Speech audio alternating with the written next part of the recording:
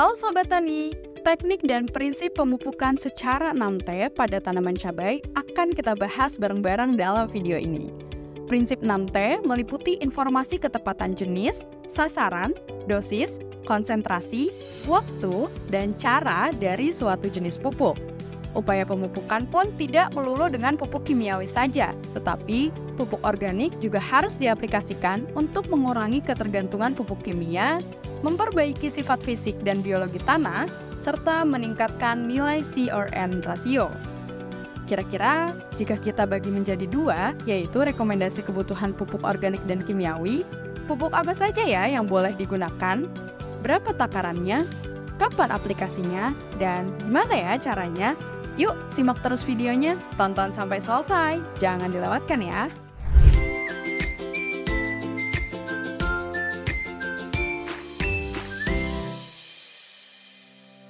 Oke Sobat Tani, kenapa sih tanaman cabai harus dipupuk? Iya, karena tanaman cabai juga seperti manusia.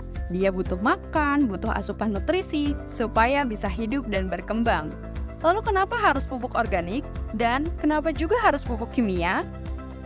Tujuan pemupukan organik adalah menambah bahan organik ke dalam tanah melalui aplikasi pupuk dasar dan susulan. Membuat tanah lebih gembur dan subur, sebab pupuk organik dapat memperbaiki struktur, fisik, sifat kimia dan biologi tanah. Pupuk organik bisa meningkatkan C/N rasio dan nilai KTK tanah. Jika nilai kapasitas tukar kation sangat baik, maka aplikasi pemupukan pupuk yang kita berikan sedikit saja ke tanaman akan bisa diserap secara sempurna oleh akar tanaman, tidak diikat oleh kandungan aluminium dalam tanah. Pupuk organik juga bisa menyediakan sumber energi bagi mikroba tanah. Sedangkan pupuk kimia untuk meningkatkan unsur hara makro dan mikro dalam tanah agar seimbang yang berperan penting bagi tanaman, khususnya pada pembentukan cabang, batang, daun, serta hasil tanaman. Pupuk kimia dapat diserap lebih cepat oleh tanaman daripada pupuk organik. Pupuk tanaman cabai bisa dari jenis pupuk makro dan mikro. Pupuk makro ini menjadi pupuk yang dibutuhkan tanaman dalam jumlah banyak dalam satuan hektar. Misalnya, pupuk nitrogen dosisnya 250 kg per hektar. Dibandingkan dengan pupuk mikro, yaitu contohnya pupuk silika yang hanya butuh 2 liter per hektar. Pupuk makro antara lain adalah N, P, K, Mg, S, dan Ca. Sementara pupuk mikro ada Fe, Mn, Zn, Cu, B, Si, dan lain-lain.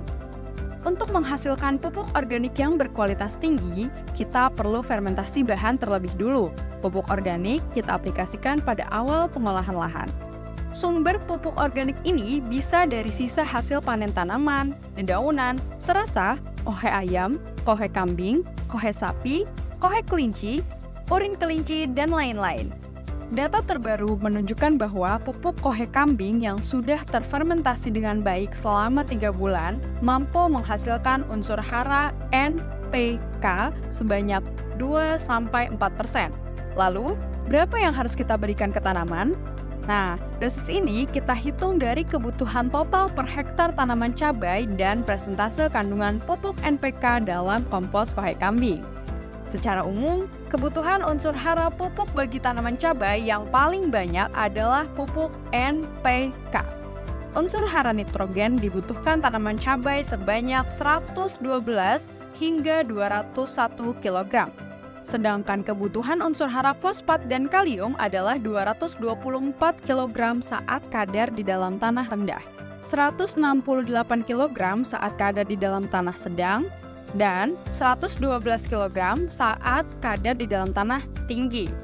Nilai unsur hara ini kemudian bisa dikonversi menjadi beberapa banyak pupuk yang dibutuhkan. Pada tahap persemaian bibit cabai, media tanam dapat dicampur dengan pupuk organik dengan perbandingan 1:1. Pupuk dasar, kita berikan pupuk organik kompos dengan dosis 20 ton per hektar atau 2 kg per meter persegi. Diaplikasikan dengan cara disebar di atas permukaan tanah. Kemudian diaduk bersama dengan tanah dengan pengolahan lahan bedengan. Untuk perbaikan pH tanah, kita perlu tambahkan dolomit disesuaikan dengan kondisi pH tanah awal. Jika pH saat diukur adalah 5,5, maka perlu kapur 5,5 ton. Jika pH awal 5, maka perlu pengapuran 3,5 ton. Kapur pertanian disebar di atas bedengan setelah tanah selesai diolah. Pemberian pupuk SP36 atau TSP dengan dosis 150 hingga 300 kg per hektar diaplikasikan dengan cara disebar di atas bedengan setelah tanah selesai diolah. Tanaman berumur 7, 14, 21 HST dengan pupuk NPK 16:16:16 ditabur sebanyak 3 gram per tanaman. Selanjutnya, pada umur tanaman 28, 35, dan 42 HST meningkat sebanyak 5 gram campuran NPK 16:16:16 dan SP36 perbandingan 2:1.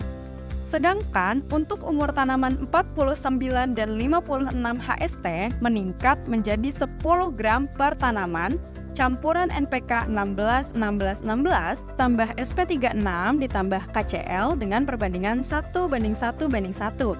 Sementara pada umur 63 HST menggunakan pupuk cair pelengkap makro mikro sebanyak 150 gram NPK 16:16:16, 120 gram KNO3, 110 gram MgSO4, 100 gram ZnSO4, dan 120 gram MKP.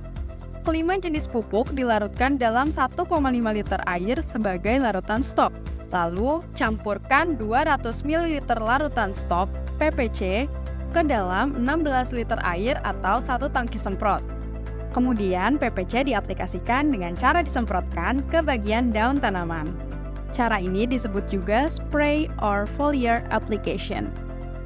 Untuk pemupukan tanaman dengan cara ditabur, yaitu saat tanaman masuk umur pembungaan 25 HST, dapat dilakukan dengan memberikan sebanyak 10 gram per tanaman dari campuran NPK 16:16:16 dan SP36 dengan perbandingan 2:1 ataupun 10 gram per tanaman campuran pupuk NPK 16:16:16, SP36, dan KCl dengan perbandingan 1:1:1. Pupuk kemudian ditempatkan pada lubang pupuk yang dibuat dengan cara melubangi mulsa dengan jarak 10 hingga 15 cm dari lubang tanam. Nah, Sobat Tani mungkin bertanya-tanya, lalu kapan ya aplikasi pupuk yang tepat? Jika kita rangkum, maka waktu yang tepat untuk pemupukan adalah pada tahap persemaian hari ke-28 HST berupa pupuk organik. Pupuk dasar saat tahap pembajakan tanah kedua yaitu hari ke-14 HST dengan pupuk organik dan pupuk dasar bedengan pada hari ke-7 HST. Sedangkan pupuk susulan dengan cara pocor mulai dari hari ke-7 HST hingga hari ke-63 HST dengan interval 7 hari.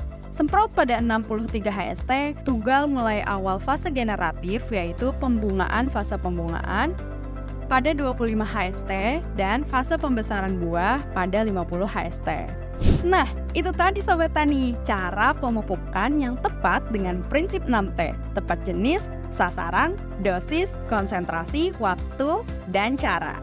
Kegiatan pemupukan pada tanaman cabai dimulai dari fase persemaian benih, pupuk dasar, pupuk susulan tabur, pupuk susulan kocor, dan pupuk susulan semprot. Sobat Tani bisa menyesuaikan dengan kondisi tanaman di lapangan. Apakah ada gejala kekurangan pupuk dari tampilan daun? Nah, untuk pembahasan gejala daun yang kekurangan pupuk akan dibuat di video lain ya. Pantau terus video seputar pertanian dan peternakan di channel Edu Farmers. Dan jangan lupa di like, komen, dan subscribe.